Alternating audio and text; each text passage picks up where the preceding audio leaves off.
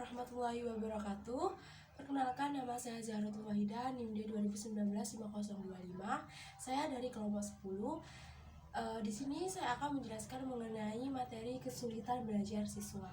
Nah, dalam menjelaskan materi tersebut, saya akan membahas beberapa poin penting, yaitu yang pertama mengenai pengertian kesulitan belajar, selanjutnya mengenai faktor kesulitan belajar, diagnosis kesulitan belajar, alternatif pemecahan kesulitan belajar, dan selanjutnya yaitu macam-macam kesulitan belajar.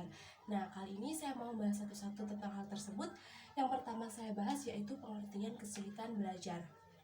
Nah, kesulitan belajar ini, belajar juga disebut sebagai learning disability yang memiliki arti ketidakmampuan dalam belajar. Kata disability yang berarti kesulitan dan learning artinya belajar. Istilah lain dari learning disability ini adalah learning difficulty dan learning dysphasia. Ketiga istilah ini memiliki makna yang berbeda, namun untuk menghindari bias atau perbedaan rujukan, maka digunakan istilah kesulitan belajar. Jadi dari ketiga makna tersebut itu memiliki kata yang berbeda tetapi dengan satu maksud yang sama, yaitu memiliki arti kesulitan belajar. Selanjutnya, kesulitan belajar merupakan suatu gangguan dalam satu atau lebih proses psikologis yang mencakup pemahaman dan penggunaan bahasa ujaran atau tulisan. Gangguan ini biasanya berasal dari kesulitan mendengar, kesulitan membaca, kesulitan menulis. Lalu umumnya anak-anak yang mengalami kesulitan belajar ini tidak terlihat dengan jelas dan tidak disadari oleh orang tua maupun guru. Jadi kesulitan belajar ini seperti bentuknya tuh kayak mereka mengalami kesulitan untuk menulis, membaca, ataupun berbicara. Nah, biasanya anak-anak yang memiliki kesulitan belajar ini, mereka itu tidak terlihat secara jelas ataupun orang-orang di sekitarnya tidak mengetahui hal tersebut, seperti itu. Akibatnya siswa atau anak yang mengalami kesulitan belajar ini diidentifikasikan sebagai anak yang understride atau pemalas ataupun bahkan bisa dikatakan aneh. Nah, sehingga anak tersebut ini apabila mendapatkan penilaian tersebut, anak ini akan merasa kayak tidak dianggap, tidak diperlukan, atau bahkan dia akan merasa cemas, seperti itu. Nah, selanjutnya yang akan saya bahas yaitu faktor kesulitan belajar. Jadi tadi kan kita udah membahas mengenai pengertian kesulitan belajar. Jadi selanjutnya kita akan membahas faktor kesulitan belajar. Jadi apa sih yang menjadi faktor anak atau siswa ini mengalami kesulitan belajar? Jadi dalam faktor kesulitan belajar ini ada dua macam, yaitu faktor internal dan juga faktor eksternal. Untuk yang pertama yaitu faktor internal, adalah faktor-faktor yang berasal dari diri siswa tersebut. Jadi faktor internal itu dari dalam dirinya siswa atau dalam dirinya anak tersebut, penyebabnya anak ini mengalami gangguan kesulitan belajar. Nanti lanjut yang kedua yaitu faktor eksternal. Faktor eksternal ini yang berasal dari luar atau dari lingkungannya. Misal kayak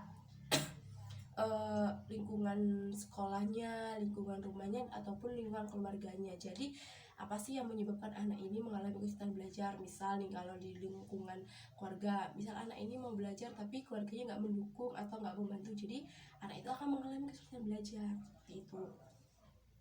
Nah, lanjut yang ketiga mengenai diagnosis kesulitan belajar. Diagnosis merupakan istilah yang diadopsi dari bidang medis, dan menurut Thornett dan Hans, ini diagnosis dapat diartikan sebagai tiga macam, yaitu yang pertama, upaya atau proses menemukan kelemahan atau penyakit apa yang dialami seseorang dengan melalui penguji atau studi yang seksama mengenai gejala-gejalanya. Yang kedua, studi yang seksama terhadap fakta tentang suatu hal untuk menemukan karakteristik atau kesalahan-kesalahan dan sebagainya yang esensial.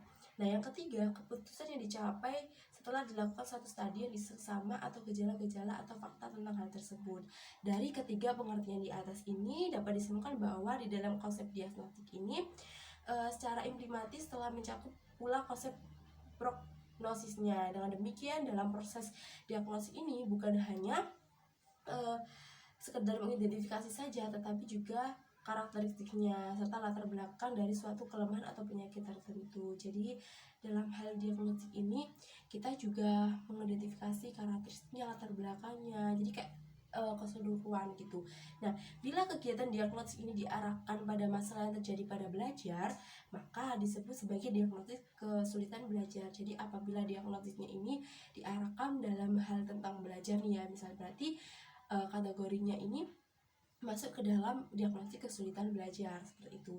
Nah, melalui diagnostik kesulitan belajar ini, gejala-gejala yang menunjukkan adanya kesulitan dalam belajar diidentifikasikan, kemudian dicari faktor-faktor yang menyebabkan dan diupayakan jalan keluar untuk memecahkan masalah tersebut. Jadi apabila telah diidentifikasikan ini, dicari apa faktornya, apa penyebabnya, lalu dicari juga bagaimana jalan keluar dari masalah tersebut seperti itu. Selanjutnya fenomena yang menunjukkan kemungkinan adanya kesulitan belajar ini melanda siswa itu tersebut. Upaya ini disebut diagnostik yang bertujuan menetapkan jenis kesulitan belajar siswa. Jadi upaya atau jenis kesulitan belajar siswa ini apa? Misal nih, yang pertama melakukan observasi kelas untuk melihat perilaku menyimpang siswa ketika mengikuti pelajaran. Upaya-upaya yang bisa dilakukan ya. Jadi yang pertama melakukan observasi kelas untuk melihat perilaku menyimpang siswa ketika mengikuti pelajaran. Jadi selama di pelajaran ini bagaimana, apakah perilakunya siswa ini menyimpang, berbeda dari teman-temannya atau bagaimana. Lanjut yang kedua, memeriksa penglihatan dan pendengaran siswa khususnya yang diduga mengalami kesulitan belajar. Jadi misal contoh dalam waktu di kelas, misal siswa A ini apabila ditaruh di belakang dia itu nggak kelihatan, berarti mungkin dia mengalami kesulitan belajar melihat jarak jauh seperti itu. Yang ketiga, mewawancarai orang tua atau wali siswa khususnya yang diduga mengalami kesulitan belajar. Jadi apabila kita udah melihat nih siswa ini tuh mengalami kesulitan belajar ini misal, jadi kita bertanya sama orang tuanya, Bu, Pak, ini anaknya itu mengalami kesulitan belajar seperti ini gitu. Apakah di rumah juga seperti itu untuk memastikan. Nah, yang keempat, memberikan tes diagnostik bidang kecakapan tertentu untuk mengetahui hakikat kesulitan belajar yang dialami siswa. Jadi kita mau tes bener gak sih dia ini mengalami kesulitan belajar seperti itu. Nah, yang kelima, memberikan tes kemampuan intelijensi atau IQ khususnya kepada siswa yang diduga mengalami kesulitan belajar.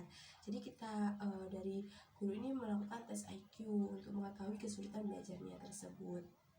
Nah, cara yang paling mudah untuk mengenali mana peserta didik yang mengalami kesulitan dalam belajar adalah memperhatikan prestasi belajar yang diperolehnya, membandingkan prestasi belajarnya yang telah dicapai siswa tersebut dengan nilai rata-rata, ataupun dengan cara memperhatikan kedudukan seseorang siswa dalam kelompoknya. Jadi cara yang paling mudah itu kita membandingkan lah, istilahnya membandingkan sama teman-temannya. Bagaimana sih teman-temannya ini, apakah dia tuh jauh tertinggal dari teman-temannya atau ya rata-rata sama atau bagaimana. Jadi kita bisa melihat cara yang paling mudah itu seperti itu. Nah, lanjut selanjutnya yaitu alternatif pemecahan kesulitan belajar. Jadi dalam belajar, siswa mempunyai cara tersendiri untuk menentukan metode belajar yang sesuai dengan kebutuhan setiap individu. Pada masing-masing individu mempunyai kesulitan belajar yang berbeda-beda pula. Langkah-langkah yang perlu diperhatikan yaitu yang pertama, identifikasi. Identifikasi adalah suatu kegiatan yang diarahkan untuk menemukan siswa yang mengalami kesulitan belajar, yaitu mencari informasi tentang siswa dengan melakukan kegiatan sebagai berikut. Yang pertama, data dokumentasi hasil belajar, menganalisis absensi siswa dalam kelas, mengadakan wawancara dengan siswa, dan juga lain sebagainya. Menyebarkan angka juga bisa, tes untuk mengetahui data tentang kesulitan belajar juga bisa. Lanjut, selanjutnya yaitu mengenai analisis hasil diagnostik. Data dan informasi yang diperoleh melalui guru melalui diagnostik kesulitan belajar cukup bervariasi, perlu dianalisis sedemikian rupa sehingga jenis kesulitan khusus yang dialami siswa yang berprestasi rendah dapat diketahui pasti. Kegiatan diagnostik ini dapat dilakukan dengan cara yaitu membandingkan nilai rata-rata individu dengan mata pelajaran ataupun dengan teman-teman yang lainnya, membandingkan prestasi dengan potensi, membandingkan nilai yang diperoleh dengan minimal yang diperoleh gitu. Jadi kayak analisis ya, karena hasil dari tes kesulitan belajar dari siswa ini kan berbeda-beda. Jadi nanti kalau hasilnya udah keluar, kita bandingkan dengan teman-temannya, misal dari nilai atau rankingnya, dan juga nilai dari potensi belajarnya ataupun potensi hal lainnya seperti itu. Selanjutnya yaitu menentukan kecakapan bidang bermasalah. Adapun bidang-bidang kecakapan masalah dapat dikategorikan menjadi 3, yaitu yang pertama, bidang kecakapan masalah yang dapat ditangani oleh guru sendiri, jadi guru bisa menangani sendiri. Dan yang kedua, bidang kecakapan bermasalah yang dapat ditangani oleh guru dan juga orang tua, ditangani oleh guru dan juga orang tua siswa. Dan yang ketiga, bidang kecakapan bermasalah yang tidak dapat ditangani oleh guru maupun orang tua siswa. Jadi kalau guru sama orang tua siswa nggak bisa menangani, bisa juga ke psikiater gitu, ataupun ditanya sama yang bersangkutan. Ataupun untuk yang ketiga ini kan guru sama orang tua tidak bisa menangani, bisa jadi ke psikiater atau orang-orang khusus yang dapat menangani, seperti itu. Selanjutnya yang ketiga yaitu menyusun program perbaikan.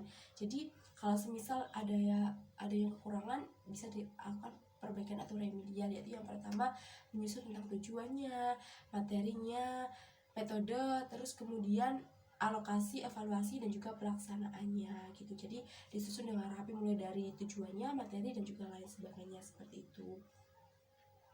Selanjutnya yang terakhir yaitu macam-macam kesulitan belajar. Dalam pendidikan dasar di negara Indonesia ini, baik dari mulai tingkat TK, SD, SMP, SMA, sangat penting bagi mereka mendapatkan kenyamanan dalam belajar. Kenyamanan dapat didapatkan dari internal ataupun eksternal, yaitu di sini dalam macam-macam ini ada beberapa gangguan, yaitu yang pertama gangguan pemutusan perhatian, GPP, bukan nggak apa-apa tapi gangguan pemutusan perhatian adalah suatu gangguan pada otak yang mengakibatkan kesulitan konsentrasi dan pemutusan perhatian. Beberapa orang mengeluarkan perilaku yang aneh atau kesulitan belajar yang tampak. Gejala yang tampak gangguan perhatian, gejala yang tampak ya seperti gangguan perhatian, distraksibilitas, hiperaktif, supersilatif, dan juga gangguan belajar lainnya. Nah yang kedua, disleksi. Disleksi ini kemampuan membaca anak yang berada di bawah kemampuan rata-rata yang dipertimbangkan atas umur, pendidikan, dan inteligensi. Jadi kalau gangguan yang kedua ini kita lihat apakah anaknya ini mengalami belajarnya berbeda dari teman-temannya. Misalnya usia ini kok dia tuh masih belum bisa membaca, nah itu bisa disebut juga gangguan belajar. Nah yang selanjutnya untuk gejala yang tampak ini misal tidak dapat mengucapkan irama kata-kata secara benar dan profesional. Kedua, kesulitan dalam mengurutkan huruf-huruf dan kata, kesulitan menyuarakan suara atau suaranya, sulit mengeja secara benar. Nah yang ketiga, gangguan disgrafia. Macam-macamnya tadi ada yang ketiga ini. Disgrafia merupakan kelainan saraf yang menghambat kemampuan menulis, yang meliputi hambatan fisik seperti tidak dapat memegang pensil dengan nyaman dan hasil tulisannya terlalu buruk. Jadi anak yang mengalami ini biasanya mereka itu kurang nyaman dalam menulis atau kurang nyaman dalam memegang alat tulis, seperti itu. Nah, dari kesimpulan penjelasan saya ini adalah yaitu bahwa setiap anak ini memiliki gangguan belajar yang berbeda-beda, tidak sama antara anak satu dengan anak lainnya. Begitu pula dengan cara penanganannya tidak sama, harus dilihat bagaimana kesulitan belajar yang dialami oleh mereka, seperti itu. Mohon maaf apabila ada salah kata dan juga apabila suaranya terlalu rame. Sekian dari saya, wassalamualaikum warahmatullahi wabarakatuh.